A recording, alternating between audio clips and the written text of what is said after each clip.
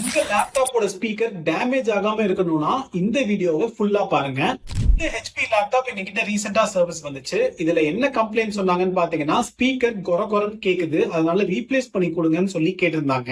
நாங்க இந்த laptop open பண்ணி ஃபர்ஸ்ட் இந்த ஸ்பீக்கரை செக் பண்ணோம். இந்த ஸ்பீக்கர் தான் கிழிஞ்சு இருந்துச்சு. அதனால ஹெச்பியோட ஒரிஜினல் ஸ்பீக்கர்ஸே இந்த லேப்டாப்ல ரீப்ளேஸ் பண்ணி இந்த சர்வீஸை கம்ப்ளீட் பண்ணிட்டோம்.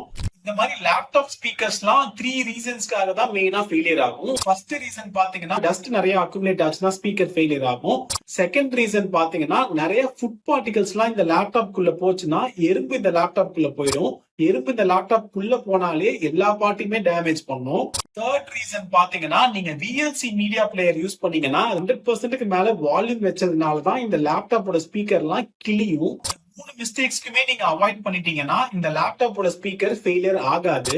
இந்த மாதிரி யூஸ்ஃபுல்லான டிப்ஸ்க்கு நம்ம சேனலை மறக்காம ஃபாலோ பண்ணிக்கோங்க.